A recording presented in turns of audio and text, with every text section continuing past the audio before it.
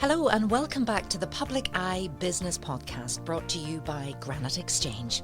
I'm your host, as always, Sarah Travers, and throughout this series I'll be speaking with local entrepreneurs and business owners to learn more about how their companies have come to be, to gain insight into their growth and find out, crucially, how they continue to innovate.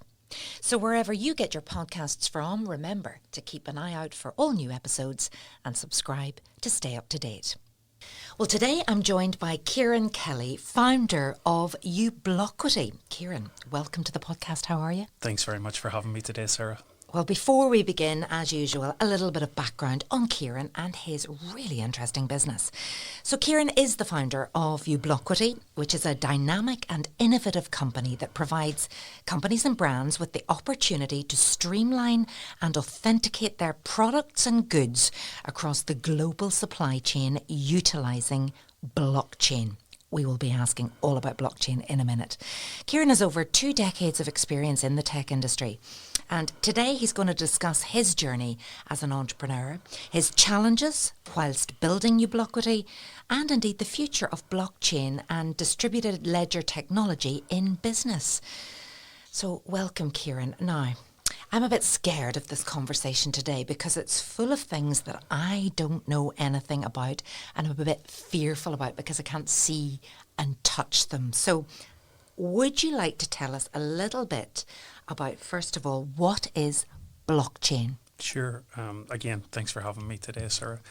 So blockchain is a technology that has been about since about 2010, 2011. And it's cloaked in secrecy because it was designed by a person called Satoshi Nakamoto.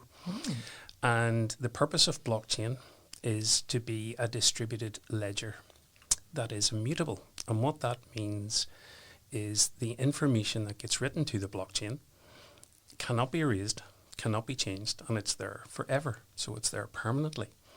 And the distributed nature of the blockchain means that it's the single source of the truth, but it's shared amongst the people that live on the blockchain community. I'm thinking with you. And is it something to do with Bitcoin? It is, yes. So Bitcoin is a financial model that sits on top of the blockchain. So whenever a coin is created, it gets a unique identity, and that unique identity uses a computational math program to work out the value of the coin. And the machine in the background checks its authenticity, checks its validity, and then says, yes, that coin exists or it doesn't exist. But the blockchain is there to take away the need for intermediaries. And they call it trading on the trust economy. Because whenever assets go on to the blockchain, should it be a coin or should it be anything else, like a car, livestock, guitar, high value items, it can only ever exist once. And the uniqueness of that asset through its DNA or digital DNA means that you can unlock immense value through this connected community called the blockchain. Wow. And how did you get involved in blockchain? Because when you came in the studio, you said, I used to be a butcher. What? I did. So I followed my father into the family business and qualified as a master butcher in the early 80s. But I had an accident and I decided to retrain. And of course, the obvious thing for me was technology. I love computers and I love tinkering with electronics. I started to build my own PCs at home. And I got the desire to go bigger and learn more. So I started to work with brands like Microsoft and other technology leaders to understand how technology was used. And in 2006, I joined a company called AEP Networks, and they specialised in encryption, data encryption. So they allowed people to communicate securely and became part of the management team there. And in 2010, the company was bought out by Ultra Electronics. And during that 2-year earnout, I decided to dive deeply into the world of cryptography. And that's how I came to know and love blockchain. So when did you decide to start your own business and how was that for you? I think it certainly wasn't a light bulb moment. I guess I've been an entrepreneur for some time, from early family days when you would have maybe set up a stall in the garden and sold comics or done something silly as a kid. Did you do all of that sort of thing? Oh, I did. Oh. I did. And in Banbridge?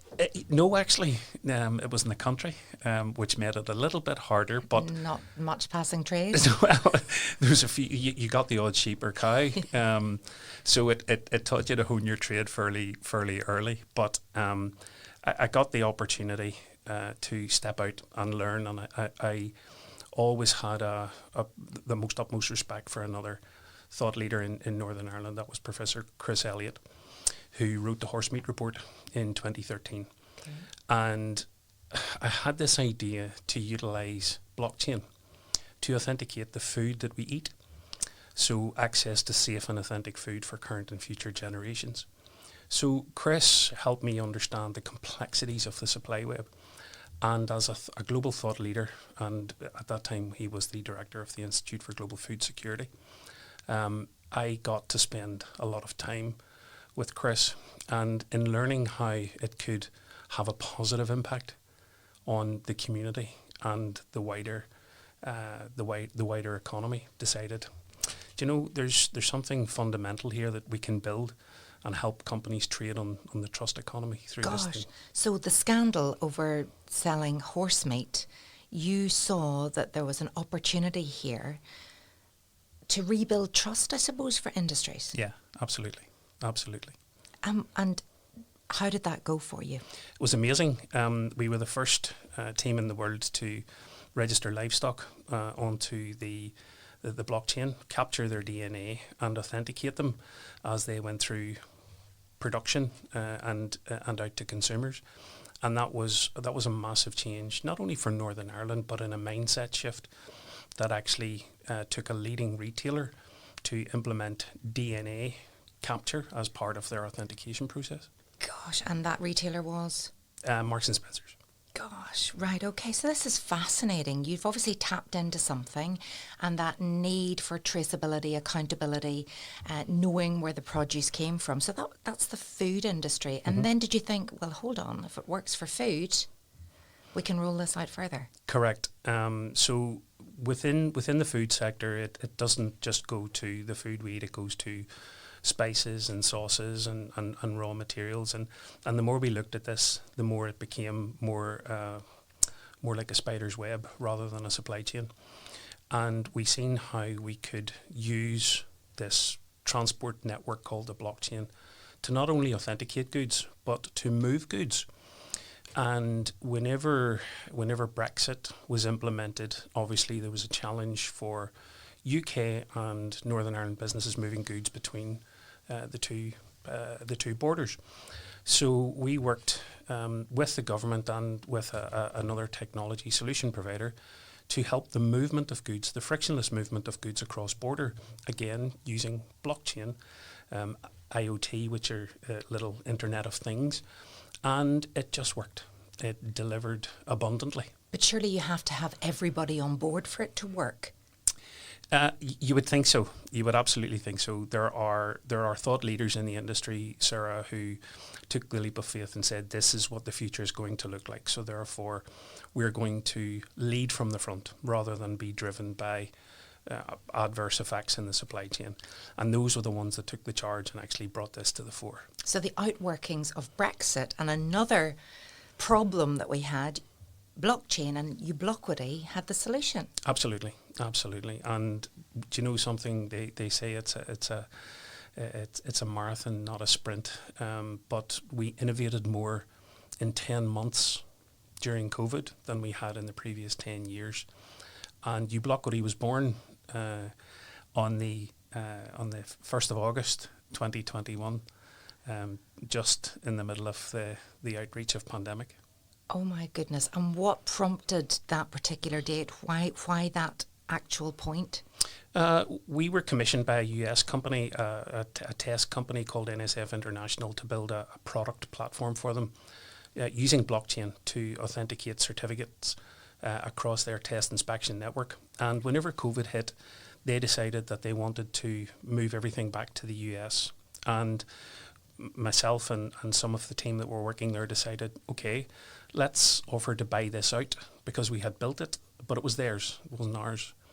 And we raised the money in the middle of a pandemic with some very forward-thinking and thought-leading entrepreneurs in Northern Ireland, England, the US and China.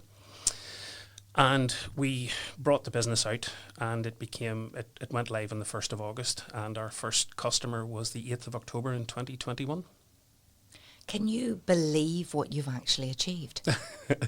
You do have to pinch yourself from time to time, but I guess we've just been at the coalface now for that long. We just see it as normal day to day, but we have so many people to thank in that journey. We certainly wouldn't be here without them. But it's that vision and it's that ability to innovate and see something that needs fixed, and blockchain seems to provide an awful lot of solutions. It does. It's not a panacea, but when it's deployed in its natural environment, it can become the greatest catalyst. And one thing I have to say about Northern Ireland, as a son of Northern Ireland, our biggest by far economy is our knowledge economy. And when you look back at the innovations and inventions that have been created in Northern Ireland, from the tractor to the ejection seat, we have that mindset, Sarah. And when we work as a collective and collaborate, I think what we can achieve as a collective is just, it's limitless. You've moved into the aerospace industry now. Tell us more. We did indeed. So we were the first company in Northern Ireland where the Aerospace Accelerator has invested into us directly. And another very prominent business lady who heads that up is a lady called Nicola Bates, and she's just from up the road from the studio. But like yourself and so many other forward-thinking, leading businesswomen, she's seen something in Ubloquity that could not only change Northern Ireland landscape, but could also help them and their partners. When you look at the ecosystem behind the Aerospace Accelerator, it's pretty extensive. So to be the first in Northern Ireland to secure investment from the largest aerospace company in the world it's pretty humbling. And what did she want you to actually do? She has been following blockchain for some time, and where others talk about it, she said that we had practical implementations and we could see the value. So she spoke to some of the customers that were using it. She spoke to some of the brands and asked them what value that they had seen. And whenever she got the feedback, she just said, listen, this has so many implications, positive implications for the aerospace and defence sector, that we can see how this can help us and our partner companies deliver cost efficiencies, cost reduction, but also visibility and transparency across the entire supply chain. So would you expect to get, similar aerospace companies? Are you allowed to work with others? We're not prohibited at this minute in time. What we're doing is working on a very select group of opportunities within the ecosystem, the aerospace and defence ecosystem. But when you see the reach the Aerospace Accelerator has across the globe is pretty eye-watering. Talk me through then the scale of the business now, the growth trajectory. How many of a team do you have? How does it work? So we're a distributed team, and we work across 3 time zones. We are headquartered in Scarva House in Scarva, and which is, for anybody who doesn't know, it's centre of the universe. It is the centre of the universe. Yes, it is the centre of the universe. Where they have the sham fights. Correct. Right. Correct. Okay, but so outside Banbridge. So outside Banbridge, we've Scotland, England, we have Romania, and we have others in the US as well. And the team, I have to say, we're very blessed. We work with some amazing people. And we have amazing investors who see immense value in the work that we're doing, and they share the vision with us. And as this opportunity with the Aerospace Accelerator expands and other brands expand with us, we see our opportunity to be a global company with its heart and its soul focused on Northern Ireland. You're very proud of where you come from. Yes. And you love to tell the stories. And what's brilliant about having you in the studio here today is you make something that's very complicated, very accessible. Are you always at the front of all the sales type part of the business? Do you explain to people, this is how it works, and you simplify the whole process? We try our best. So it's shared knowledge. And whilst, yes, I may be the founder, it empowers, the whole point of this is to empower everybody to be able to share the benefits of this amazing platform called the blockchain. Are there any risks? There's always risks. There's always opportunities to fail, but failure itself is an opportunity to learn and to grow. And some of the things that we've done, we should have done better and we could have done better. But as an entrepreneur, the true breakdown of an entrepreneur is someone who jumps out of a plane and builds a parachute on the way down. It does feel like that sometimes. Does it? It does. It does. It absolutely does. Because. But you say yes all the time? No. Okay. We've actually turned more work down because blockchain itself has had a challenge in that people are using it in the wrong context. And it's got itself a pretty bad name in some areas. Mm-hmm. Where it works and where it sits best, we will only work with those companies or objectives where it will add value. But our opportunity is to help them unlock the value. And we're doing that with local brands here in Northern Ireland.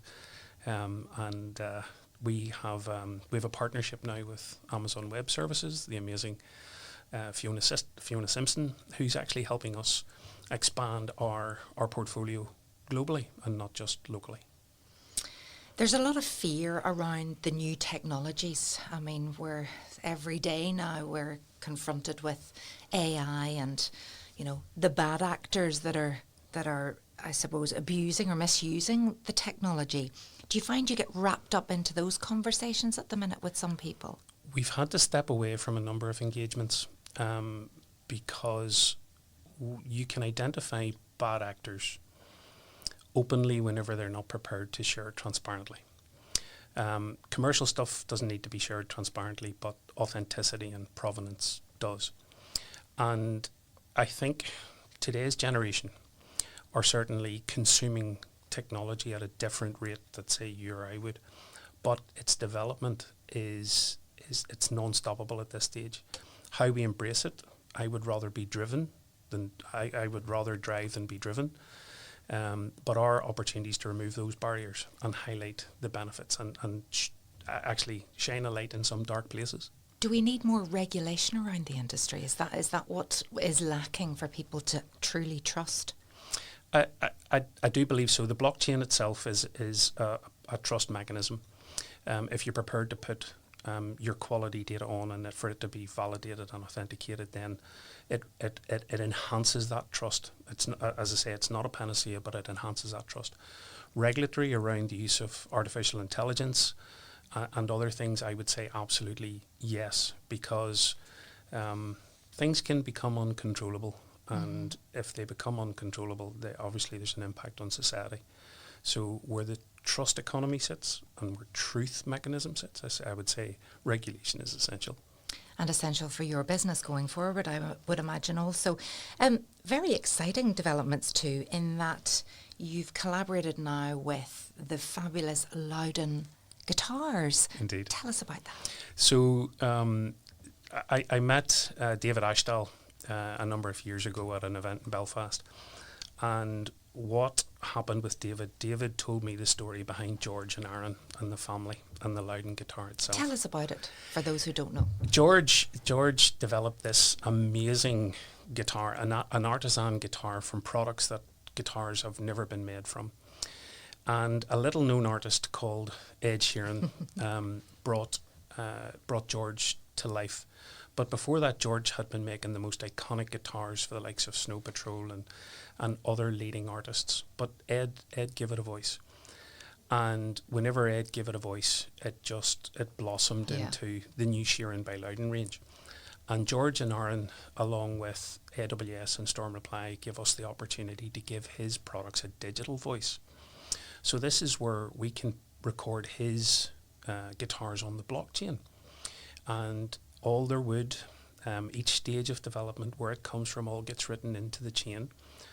And whenever you would take a simple phone and touch it to a guitar, it will tell you the guitar's history, where the wood came from, how long it was at station, who made it. These craftsmen, it tells the story behind the brand and gives this most iconic piece of art a digital voice, really, and a life long after. And that authenticity. That absolutely, and that story.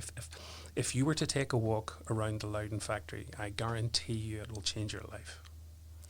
So what has that meant to Loudon, having this and knowing that if you own a Loudon now, you have this very special, well, not only a special guitar, but you can also find out so much about this beautiful piece of work? It's transformational for Loudon, but in fairness, it's just testament to their vision. So they're 50 next year, and they're releasing 50 anniversary editions of their iconic classic guitar. And each one of these will be registered onto the blockchain and have a story to tell. So whoever purchases those guitars will have the most amazing experience and bragging rights to say, this is the first in the world to have transformation on such a scale within an artisan producer here in Northern Ireland. So artisan, guitars, food security, aerospace, what else are you doing? that does keep us pretty busy. Does. One of the things that we are looking at obviously is ESG, and I think what's next for Ubloquity is our ability to support sustainable futures for everyone.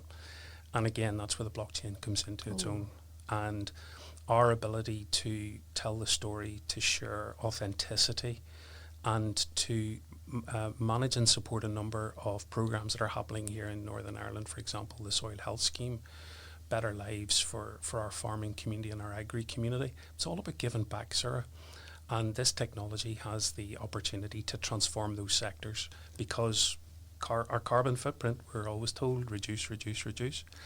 And so it has to be so much more for companies now than a tick box exercise. Absolutely. There has to be the authenticity and the proof. And one of the biggest challenges has been, how do we measure this? Where do we start? What do we show? So that's where blockchain could come in. Blockchain as a foundation, absolutely. Whenever you're making statements or whenever you're qualifying or classifying the authenticity of carbon in the first place. You're not greenwashing. Correct, 100%. You're well clued on this. Well, no, I'm getting there. I find it complicated, but you make it very, very accessible, as I said already, Kieran. And are you getting companies to buy in with that? Are they buying into that? Like, you can help us prove that we do what we said we were going to do. It actually starts with our farmers, Sarah, and it gives them a voice, because farmers are the only ones that can actually sequester carbon. Sequester carbon means take it out of the atmosphere. And if we can get behind the agri community and help them unlock value and give them a second or a third income as a result of authentic carbon, then we can help change the landscape for Northern Ireland. And those businesses can support that agri community, and that's a game changer. And move away from them having the finger pointed at them all the time. Absolutely. to allowing them to progress and make the changes that they need to, but feel supported. Absolutely. The farming community here in Northern Ireland are under immense pressure through a number of schemes, but you have forward-thinking farmers who understand the value that sits within their land and their ability to change their practices. And this came from a lady. Believe it or not, this thought process came from a lady that you awarded an award to 2 years ago, young Ellen Muirhead. I did. So she one of your brilliant employees. An amazing young lady. She had this amazing idea to say, what if we could? And we sat and we went through a couple of workshops and we talked to some farmers, and they said, yeah, we can. So again, it's supporting the next generation, Sarah. And you're supporting the next generation by providing these jobs of the future that we're hearing about all the time. Older people like me get fearful when you think, what are these jobs going to be? But Ubloquity and blockchain can be the basis for many of those jobs. Are you recruiting at the minute? What way does that work? How do you get the right people Sure. like Ellie? Ellie was just an anomaly. It was at the start of COVID. I think I interviewed Ellie while she was driving down to university, and she's just gone from strength to strength. She qualified with a first out of Queen's in What was she studying? Agriculture. Oh, I see. Agriculture, and she is another lady who is giving back to her community in more ways than I would care to mention. And it's about igniting that next generation and about enabling them to get access to tools. And it's okay to try. That's what I would say. In today's world, it's okay to try. What does a day in a life look like for you? Because it's just so hard to even fathom what you do. You mentioned the age thing. I'm slightly older, Just but slightly. I still have to get up at 5 o'clock in the morning. I guess a day for me starts with, believe it or not, gratitude. You know, what am I thankful for? And I have a great circle of friends who I go cold water swimming with and I spend time with, and that sets you up for the day. And Every day? Well, I have a little pod out the back, so Do you get into the yes. iced water? Put it like this: when you're in there, your mind goes quiet. Yes. Your mind goes quiet. But it starts with that, and then obviously scheduling. I'm sure you appreciate yourself. You're non-stop yourself. The day does get consumed very, very quickly, and because technology doesn't sleep. And because we're working across different time zones, it can end up late into the evening. But I have a very understanding wife and children, and I do get the odd bye ball, but I also get the odd tap on the shoulder to say, that's enough. Is it all consuming at times? Sometimes it can be overwhelming. The journey of an entrepreneur is very overwhelming at times. Sometimes it can be a lonely place, but... You're not the first person to sit in that seat and say that. Yeah. It can be a lonely place, but when you have a great collection of people who are on the same journey and want the best for you, life becomes a lot more easier. And whenever you get to share some of the challenges as an entrepreneur, sometimes you always feel you're the first to go through this or you're on your own. You're never on your own. And I would say I am so grateful for my team who ensure that I'm never on my own. And the networks as well are so important. Do you receive any coaching or mentoring or anything like that to bounce ideas to take you away from the loneliness of being the founder of Ubloquity? I do. Yeah. And I have to say it changed my life. My greatest mentor is actually my wife. But outside of my wife, I have two mentors. And they challenge but set boundaries. So, okay, what do you want to achieve this year? And you start with the end in mind and work backwards. So at each stage of the month or at each stage of the week, either you're on target or off target. And Northern Ireland has a fantastic community of entrepreneurs who want to see the best in everybody. And I'm very, very blessed to be part of some of those communities. And I have to say, a massive thank you to you, because your voice, this podcast, gives all of us the opportunity at a local level to make a difference and to share. So I'm extremely grateful. Oh, that's lovely, Kieran, and we're delighted to have you in the studio. And I suppose just that openness and honesty and discussions, it starts with an idea and then you've just got to be brave enough to run with it. The other thing that people are nervous about are when it's successful, everybody wants a part of it. And who do you trust? And what investment do you receive? And, we always see the dragon's den and, how much do you hand over to other people? And then ultimately, do you sell it? I guess I'm in this for the long haul. My objective out of this is not always money driven. It's a legacy, because I want to make a difference for the family, but I want to make a difference for Northern Ireland as well. And the challenges in business are different now than when I first started. It's about scaling is one thing. I think the world has become a smaller place, and we're more interconnected. Trust is still a massive issue. It is a massive issue, and trust is earned. It's not given. And I think from us, for people in Northern Ireland, we were told never get above your station, always keep your head down, focus on what you need to do. And I think because the world is a smaller place, we're getting the opportunity just to show how good Northern Ireland can be. We really do punch above our weight, don't we? We do. For such a small country. Absolutely. But the old imposter syndrome can hold us back. Sometimes, yes. Sometimes. Self-sabotage and the imposter syndrome does creep in from time to time. But when you look back and you realise the journey that you've been on, you just, it's very humbling. Do you allow yourself to celebrate success? Absolutely. Absolutely. And failure. Failure, when you do fail, you get to learn. And when you win, you celebrate and you bring everybody around you that deserves to be part of that celebration.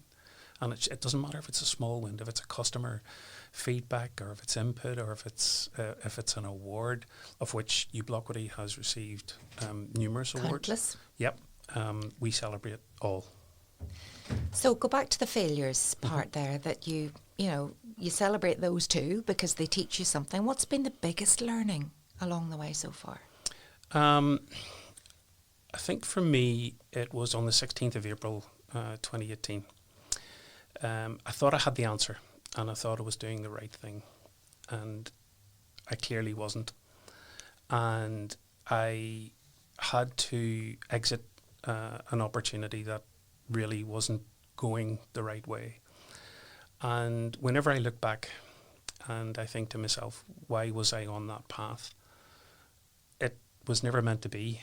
And I guess I was doing the right things for the wrong reason. And whenever I got the opportunity to understand the impact that had, then I got the opportunity to learn and really look inward and say, no, that was never going to work because you were doing the right things for the wrong reason. Okay, so there's learning in that, but going forward then, every decision that you do make, how do you make sure that it is the right decision? Do you align it to some core values? So we set, whenever we created our masthead, we set our core values and we work to those core values, and we challenge those quite regularly as a team. And when you do, you get to, before a team session, you get to read your core values. And anything that doesn't meet your core values and doesn't live up to those core values, then it's not for us. And whenever you asked earlier, do you say yes to everything? No is the answer. You cannot be everything to all people, because it doesn't always work for you and for the person that you're trying to serve. So sometimes it's best to say no. Do you know your core values off heart, by heart? Honesty, integrity and transparency. Right. And that helps you with your decision making. Absolutely. In every part of the business. Absolutely. So you say yes to the right things now for the right reasons. Sometimes, things look like a huge opportunity, but maybe you're not in the right place you don't have the capability, the capacity. Is it ever around that, or is it just that it's not a good fit? I think sometimes when you're presented with an opportunity, the person presenting you with that they do it from a place of honesty. But whenever you look into it, it's not the right thing for them. And on several occasions I've had to say, this technology will not fit into that environment and it won't serve what you're trying to do. So therefore I'm afraid it's a no from us. It's a walk away. It is. And whenever the customer, I've had a couple of them come back and go, you were right. Okay. I struggled, but you were right. You trusted your gut. Yeah. Yeah. And how do you protect your business? I'm sure there are lots of competitors going, and competitors out there going, blockchain, yeah, we can do that. Competitors are good. It shows that you're on the right path. We do have some trademarks, and we are looking at some processes that we can create IP around. But in general, because it's the trust economy, our job is to inspire the next generation to use this technology for good and to use it for openness and to create new standards. So our business is protected by our integrity and our transparency to operate at a level where we want to inspire the next generation. Have you got a vision or a dream of an industry or a company that you would like to work with and you would think that's the holy grail? I'm being honest. Working with Loudons Yeah. has changed my complete mindset of what a brand and a company should look like. And the passion that's within that organisation, you just feel it in every fabric. And I think for me, for Ubloquity, as I said, it has to be a global company, and it has to make changes for the better. I think for me, the industries that we're in, we want to master our craft and make sure that we leave them in a better place than where we started. I really want to start working across the US and UAE. And through our relationships and our networks now, we've got that opportunity. The volume of people from Northern Ireland and Ireland in those regions at the minute that are affecting positive change is truly overwhelming. And when you see, I guess, the barriers to doing business and adoption in the UAE are so low, they remove barriers. So if they want something to be done, it's done in days, not weeks or months. And I think we could learn from that mindset. Do you find there are a lot of blockers or barriers to you doing business? I think there's always policy, which sometimes is legacy, and it follows a certain thing. But the worst thing that you can hear is we've always done it that way. Now that we've got the executive back up and running in Northern Ireland, has that made any difference to the way you work? It absolutely has. And I think, I take my hat off to the leadership as it is, because they are trying, and they're trying really hard.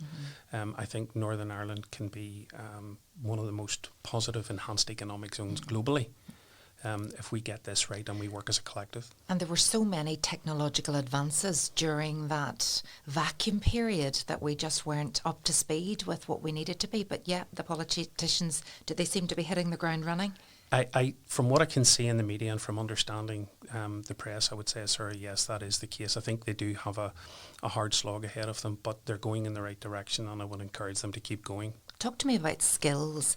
I'm particularly interested in maybe any advice you would have for young people interested in pursuing a career in technology, and how do we keep them in Northern Ireland? I'm so glad you asked. So a number of technology providers such as AWS and Microsoft and Google are actually providing incubators for technology people who want to learn and understand technology.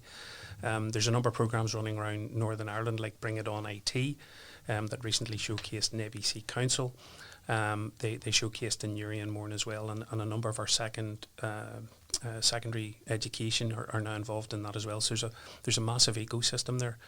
But for technology, it's not difficult to get into that level, and there are affiliate programs all over the technology providers, Google, Facebook, Amazon, AWS, and they're reaching down into the schools. And I would encourage anybody, especially at a secondary level, to understand where technology can actually take them.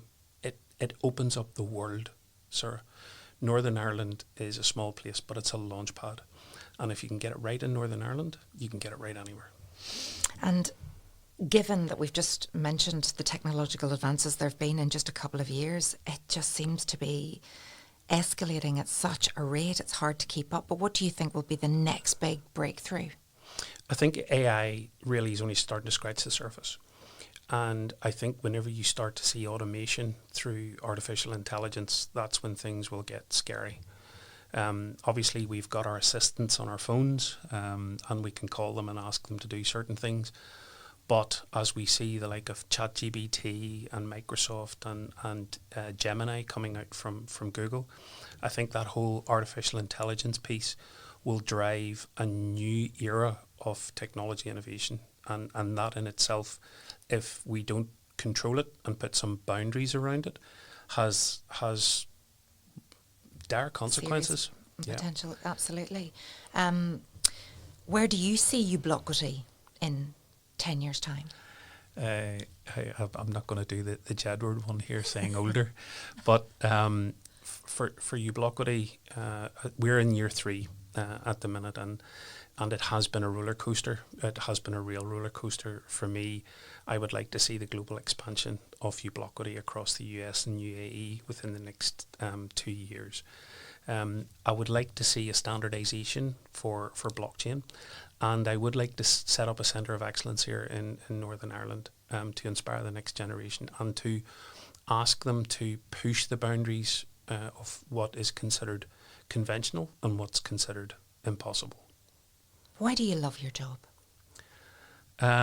It's in my DNA. I love a challenge, and at times my wife says I'm very challenging, but I do love a challenge, and I love the drive. I love, because technology changes so quick. To your point earlier on, Sarah, technology changes very, very quick, and it's never static.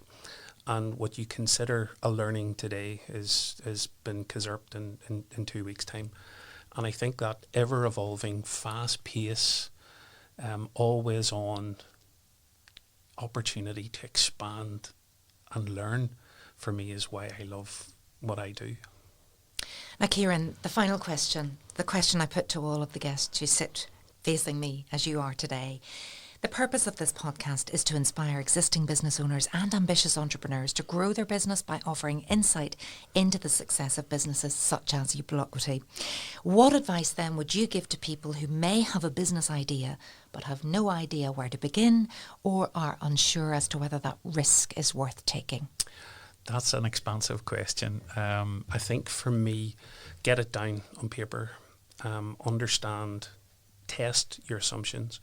Not everybody's going to get what you're trying to do, but there are resources within and across our communities that help to understand and validate these opportunities.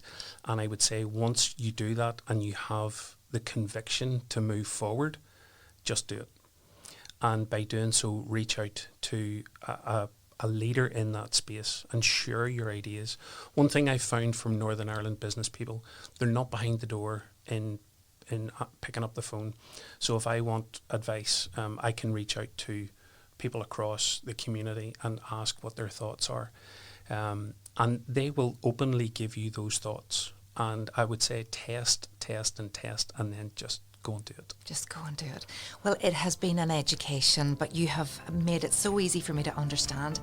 Thank you so much to Kieran Kelly, founder of Ubloquity, on that brilliant edition of the Public Eye Business Podcast.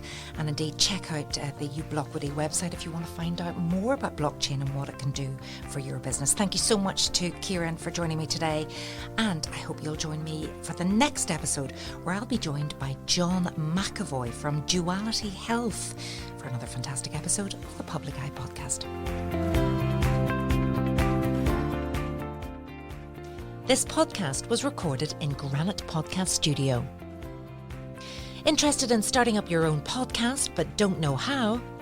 Granite Podcast Studio can help. Record your podcast in our state-of-the-art studio, which is based in the heart of Newry City. Our studio has cutting-edge and user-friendly technology and can seat up to 4 people. We also provide an editing service for our team, using your guidance and editing notes to provide you with a flawless finished product, leaving your listeners wanting more. For more information on how you can get started, visit www.granitepodcaststudio.com.